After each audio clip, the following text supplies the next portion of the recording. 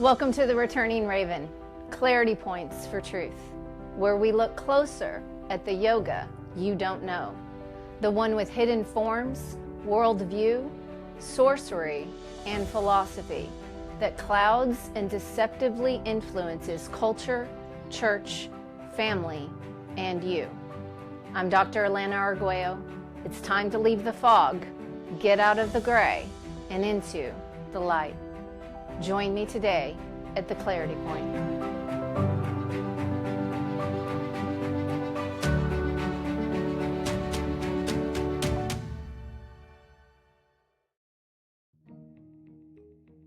Welcome to the Returning Raven, Clarity Points for Truth, where we discern how pagan worship infects and impacts the church, the family, and you. Today, our Clarity Point will give highlights from Chapter 1 of Unearthing Yoga's Ancient Roots, Exposing Sorcery and its Transcultural Reach. You can find the Amazon link below in the description. You may view the book trailer and show video on my YouTube channel, The Returning Raven, for more information. The book is long, but the chapters are very short, and I'll make videos to go along with each one. The first several chapters are sort of a prepping ground, getting ready to dig to look at the roots, getting geared up to deep dive. This has to be done because the deception of yoga has spoiled and hardened the grounds around us. It has darkened and muddied the waters so much that it is important to make sure you have the proper tools for digging, the right gear for deep diving. Otherwise, the grounds of yoga, the graying, the icy waters of yoga can cause frustration, confusion, and shock. This is why it has been easier for the church to just dismiss it. And it's also why so many in the church get angry and fight hard against you if you try to warn about it. And yes, you should know, there's probably several things forthcoming that will shock you. So we need to be prepared for it. And how do you prepare? You get the right tools and gear and start from the beginning to understand what has happened to us and how we need to get past it. The chapters in the book are called postures to play on yoga postures, but meaning here, positions against. I'm a Christian apologist, so each episode is to provide you with information on the true face of yoga. Chapter 1, or Posture 1, in the book is called The Devil Wears Yoga Pants and Drives a Pragmatic Car. So let's gear up. You might be listening to this show as you drive to work, on your way home or running errands, or you're listening while you work out, or maybe while you are making a cup of tea in your kitchen, preparing for the day. We all know our world is changing, and it's changing fast. What seems so new suddenly feels commonplace, familiar even, part of our everyday. If you are driving now, or will later today, you'll probably take a familiar route. The road, the stores, the intersections are most likely familiar, unless you happen to be driving in a new area, but even then, if you look closer, you might recognize something that's the same or similar to what you see on your typical route. And whether you're in a congested city, a manicured neighborhood, or passing vast stretches of land before reaching a simple strip mall, across this nation, most likely, though your route and terrain differ, your areas all share something in common. If we could all swap places, those of you in the suburbs of Chicago could travel to the beaches of Southern California. Or those of you in Wyoming could walk the Bayshore in Tampa, Florida. Or those taking a midday stroll alongside the red row houses in Philadelphia could suddenly be transported to the indie music scene in Portland, Oregon. Or you might go from a party scene in downtown Austin, Texas, to a small church near the Smoky Mountains of Tennessee. And really, you could even be transported today to most parts of the world and see this same thing. Though the weather, surroundings, even the genre of people and communities, languages, and accents are different, you'll find something commonplace. So much so that it no longer stands out on your daily commute anymore. In other words, you're used to it. You don't even think of it anymore. It doesn't really stand out. Though at one point, I think you most likely did notice it. Now it's blended into your normal, and more of it is probably increasing in numbers in your area. It's something that is so commonplace, it is seen in all areas of culture, in businesses, grocery stores, gyms, churches, schools, malls. It, or at least advertisement or representation of it, can be found where you work, where you shop, where you eat, where you work out, and even where you worship. It's around nearly every corner. No, I'm not talking about your go-to coffee shop. I'm talking about yoga. Look around. Look closer. You might notice your town or city growing or changing with some added unique names of stores or items to sell like clothes or some meme advertisement for peace and a healthy and long life, described with seemingly simple yet beautiful words like soma or nectar.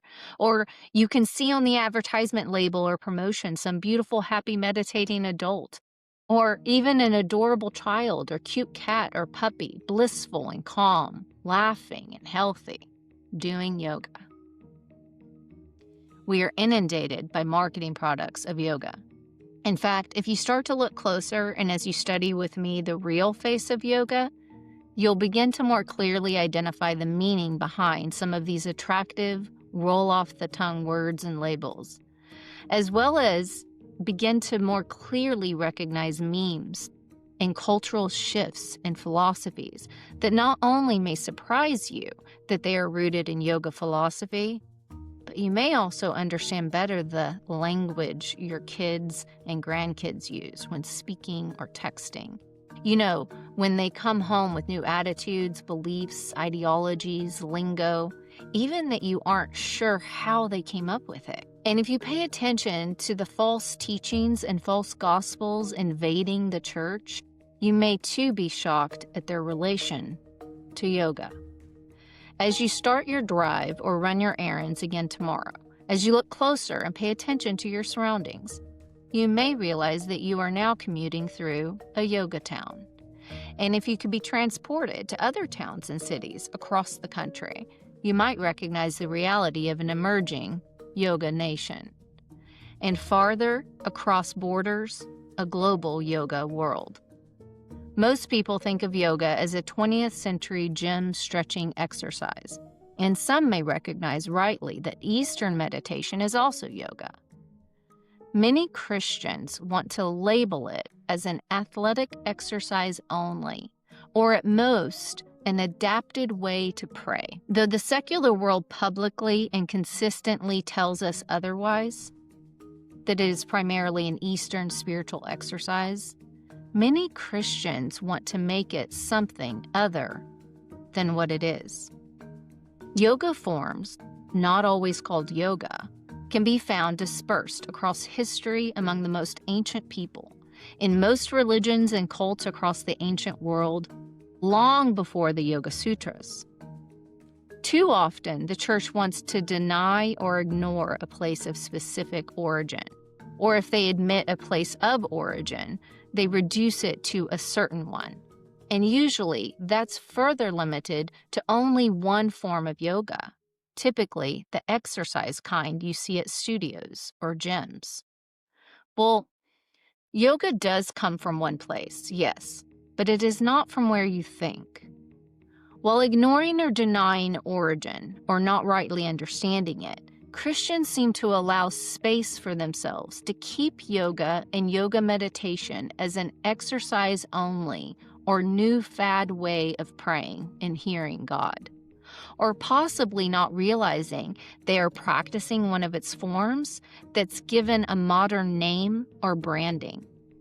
While living among it and leaving it in the gray area as not something that needs to be addressed by the church, it helps yoga to continue to cloud its reality.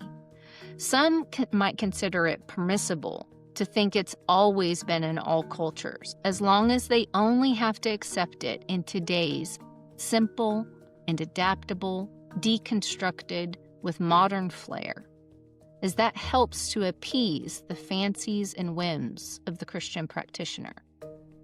allowing it to remain no big deal, a non-issue, or as an innocent addition to a healthy life, or justified as a subjective way to get closer to God. In other words, the Christian says, well, I'm doing it to get closer to God, so I've now made it a good thing instead of a bad thing.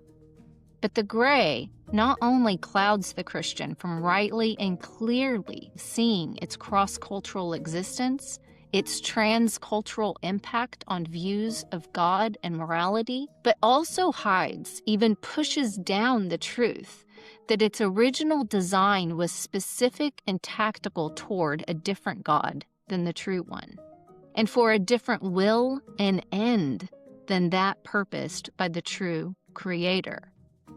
Or now, more recently, you might see among brothers and sisters in the professing church that there's a fad emerging to accept yoga as something universal, both historically and presently, but somehow still suppressing its pagan roots. The gray, the fog, allows us to ignore and miss its tree altogether, let alone be able to find the ground to look at its roots. The gray suppresses the truth. Ignorance becomes bliss while pagan roots become exercise, and its dead fruit becomes in delusion, faith, and worship. As we become an image, truly, we become beast ready. If you like this content, please ring the bell so you can be alerted to each new uploaded video. Subscribe, and please share the videos on your social media to get the truth out. If you're listening to the podcast, there's a matching video on the YouTube channel, The Returning Raven. And if you'd like to support this ministry, you may buy the book on Amazon via the link below. And we'd so appreciate it if you keep us in prayer. We will return to the topic of origin and yoga's past on future shows to correspond respectively with the book chapters. Today, for the purposes of looking closer and properly gearing up, let's simply be present and read the room. We understand that items in a room, words used within a room, describe the purpose of the activities done in the room. For example, if you walk into a kindergarten classroom, you will see banners of the letters A through Z, desks, pencils, whiteboards, maybe tech tablets. This tells you, as you read the room, that you are in a place of learning. The purpose of A through Z posters and banners, along with the desks, pencils, and whiteboards, is to learn the alphabet. But the tech tablet really wasn't needed to be seen for you to know you were in a kindergarten place of learning. The tech tablet just gives you reference to a contemporary form of technology to execute out the teaching and receiving the learning. In other words, the modern addition or adaptation doesn't change it from what it is, a place for kindergarten learning. Other examples of reading the room: if you walk into a drug den with needles and other drug paraphernalia with people that seem under the influence of drugs, you could rightly assess the purpose of that den or room is for drug use to get you high. If you walk into a bedroom, you'll find a bed, comforter, pillows, maybe an AC or heating blanket, shades on the windows, so you can assess I'm in a room that is designed and purposed for sleeping. The items tell you the intent, goal, purpose, the design, purposed for an end goal. At first glance, frequented places of yoga are believed to be exercise places, like studios. But when you go in, you find mats with Mother Earth labels. You may find Hindu god statues, incense, crystals, objects for focused power healing, clothing and attire that is called athletic wear. And I'm sure you've noticed that it mostly is usually tight, form-fitting, and the type of clothing that shows a lot of skin. But it's okay since it's exercise. The clothing too often has Eastern religious symbols imprinted on them, or the companies hold Eastern worship names on them. Then as you read the room more, you notice people lined up to focus on self, but while performing agreed-upon in-sync group movements in unison, led by a teacher who they all face and bow and bend toward, who is trained not in the knowledge of physical health like a medical practitioner, kinesiologist, or physical therapist, but they are trained in the spiritual. Many that took a weekend retreat course in an ashram overseas. You hear ancient Sanskrit words that you can't pronounce and don't really know the meaning of. You hear of and perform movements in the shape of animals, birds, earth, sun, moon, stars. And you are told to put yourself into, to make yourself into those positions, to become those things, or realize you are one and the same to those things. If you are outside in nature doing yoga, the instructor may have you face and focus on the earth in reverence, of course with them still sitting as the intermediary. For example, the group may face the instructor with the ocean or sun directly behind them. If you're following online with yoga, the instructor may have an image behind them to focus on, or they will tell you to grab an item for your image to focus on, like a rock, a tree, or a broken tree in the form of a cross. And when you do, they tell you that the exercise repeated will bring healing and peace. Strange. I thought it was Jesus who brings healing and peace, and that it's a free gift of grace, not a ritual exercise. If you were to pull back the curtain just a little for now, you'd be able to understand that many of the moves you're doing are referred to as salutations, meaning to salute or bend, nod or bow in respect to the rank and authority that lies within that pose.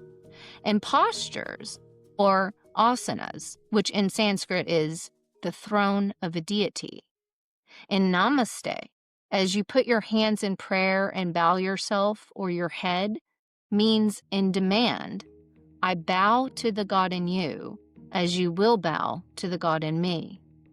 The demand is an acceptance, an agreement, in other words, an amen, from the group toward the teacher and toward that worldview. And before the sudden response to that might come here from some, well, I don't say namaste. You're still sitting in the throne of a deity, nodding with your head or your time, mind, and body to the self-proclaimed God in front of you.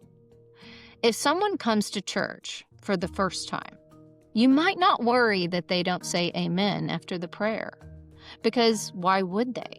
Since they are new there, and they might not be a believer. But you may be thinking, but at least they showed up. At least they are here hearing the truth. At least they are learning the true way. At least they are among us. So too Satan responds when you sit in the throne of a deity in that worship room, marketed to you as an exercise room. Even though you don't say namaste, Satan still thinks, at least they showed up. At least they are here hearing my truth. At least they are learning my ways. At least they are among us. So the room, whether at a studio or gym or in the space outside, reflects and exposes the purpose. The items, the words, the decorations expose the intention and the end goal. Just like supplies in a kindergarten classroom expose to you that you are in a room that was intended toward the goal of learning, so too, the rooms and spaces of yoga in detail tell you its intended goal.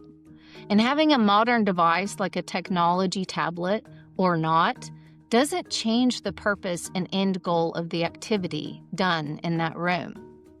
You could be in a remote country town setting or a high-rise in Manhattan. You could be transported back in time to 1923 or forward with even more advanced technology in 2033. The geography or the date and time is not what matters.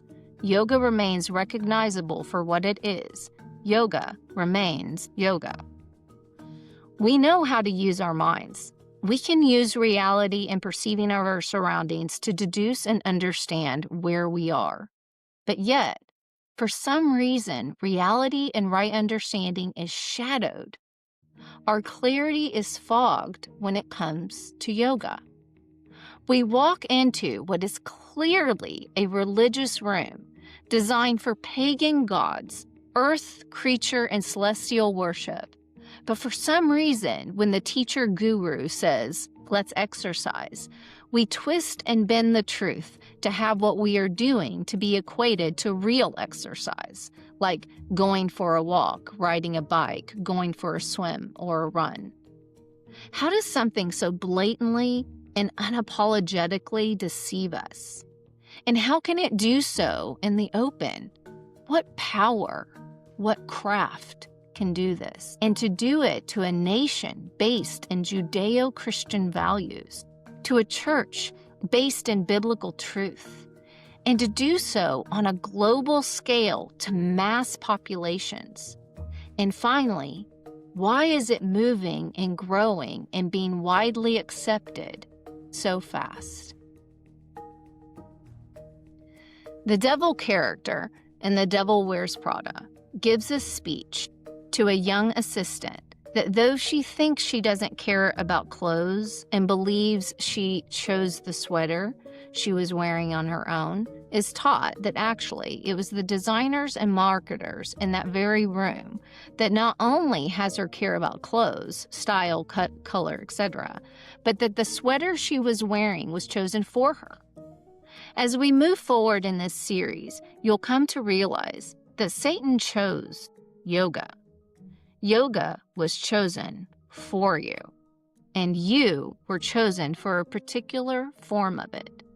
And it will be sold to you at a particular time in your life when you're ready for a change. And if you think you don't care about yoga because you don't practice it, you may have missed something.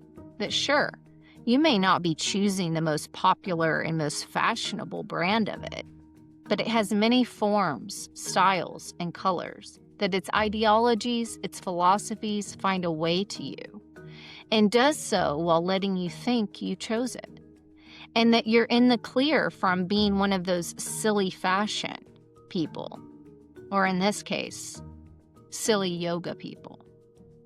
So how did it get to us? Satan's plan and ploy is passion and philosophy, with the very same passions and philosophies that deceive the secular world. It's just theirs seems so loud and shocking that we miss that we too may have succumbed to the same mindset. Aristotle presented 3 pillars for any formidable argument. All 3 are to be balanced, and together they provide sense and reason. Logos, the data, the evidence; ethos, the credentials or experience to be able to put forth the data; and pathos, the passion for the subject. Have you noticed that the culture tends to operate and make decisions via quick information that is often wrong, or at least incomplete or fragmented in a way that allows for misconceptions? Or maybe it's not intentional, but we just don't have time, so we need a quick answer, a quick fix. Have you also noticed in the culture that at times people speak on subjects that they aren't really qualified to do so, or they gather from short bursts of media moments, come to think that they are experts now because they've read or written a few articles or watched or created a few shorts? In other words, the logos is wanting and the ethos is absent. So the only thing left is passion. So the result is we believe whoever can passionately move us, sell us. The most passion wins the argument, even if there's no correct data and no reason. Or maybe we go to overreach we like them because they're a doctor. So I'm listening to what they say about my gut health. But if you look closer, they are either not a medical doctor, or they might not specialize in gastro health as they are a foot doctor. So you should be listening to them for specifics about your feet, but not your digestive issues. We know we shouldn't do this, right? And we don't always do it, to be fair. If it's something we think is more serious or important, we might give more diligence in our seeking and wanting of truth.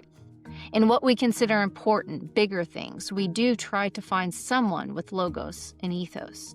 Like you may want to find a realtor to sell or buy your home as they have the credential and background to do so.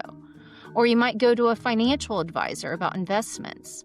Or you may want to go to a mom of 5 to get information to help you with your first child because of her knowledge and experience.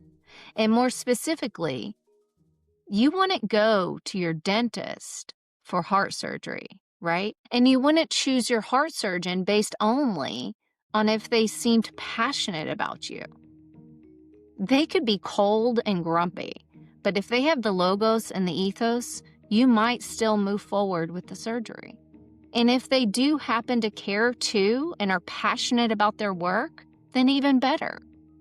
But when it comes to other things, like pagan worship or yoga in the church, we are easily moved away from truth, away from critically thinking, simply by our own passion or by passionate marketing.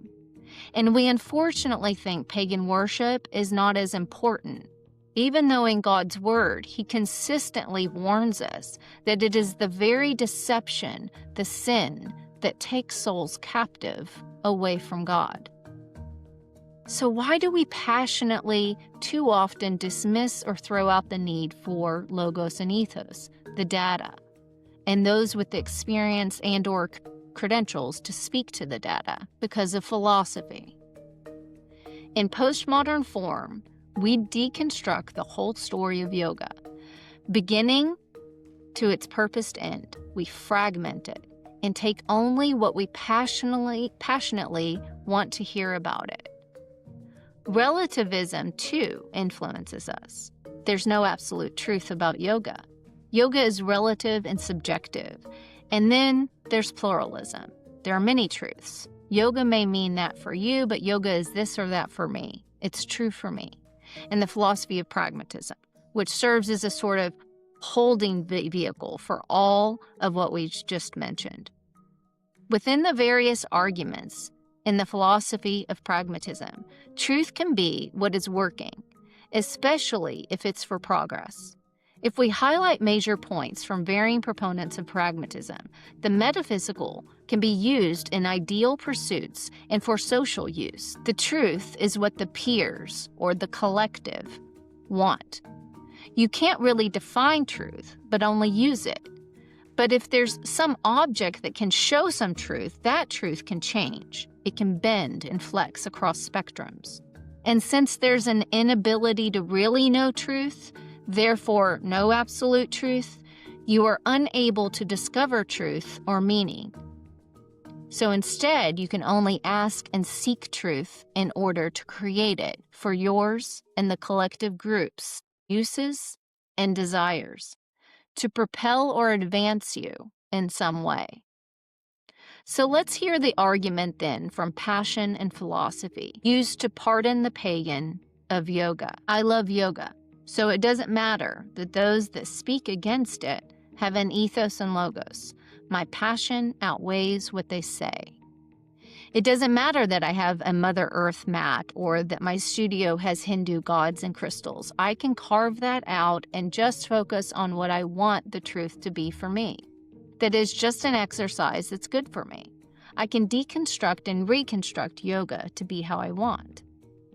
It doesn't matter that my teacher guru doesn't have training in physical health, or of the false data I've been sold, or that my teacher guru doesn't have a mental health background, or that actual peer-reviewed data proves it is not actually mentally healthy. Again, I'm passionate about it, and the world at large believes it can make us all better. So it can't harm me. It can only help me. It doesn't matter that Christians have gone public with testimonies of being freed about demons of yoga. I'm sure there are demons, but I know how to handle it. I've intentionally made it just exercise, and I pray beforehand so I can handle any possible demons. Everybody's doing yoga. Everybody is for yoga, and it's for progress, for health, wealth, prosperity, inclusivity. It keeps us together, unites us. It's universal. Everybody knows it's good. That's why it's popular. It doesn't matter that yoga is an ancient religious and spiritual practice. I can make it what I want it to be today. It's not a hard truth set in reality. I can bend it. change it to my will, my way. We can't really know the truth about yoga because I did a quick search online, and it seems inconclusive to me. Besides, I only see passionate marketing claims about yoga, so I can assume it is good enough for me. I don't need to ask more questions. I can just create yoga for today for me. I might not practice it next year, but today it's working for me. Passion and philosophy. This is how we fail to read the room of yoga. Passion and philosophy. Charming you and controlling you. Marketing to you and manipulating you. But we took the bait. And now, as the Christian church has either accepted or dismissed yoga, we not only have missed the mark, but we also failed to read the room, and even just created a new room in our imaginations. We've left the realm of truth as it corresponds to reality. We've conformed into the passionate, philosophical image of the world. God bless you. See you at the next Clarity Point.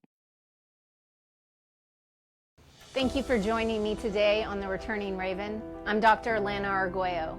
For a closer look again at truth, I'll see you at the next Clarity Point.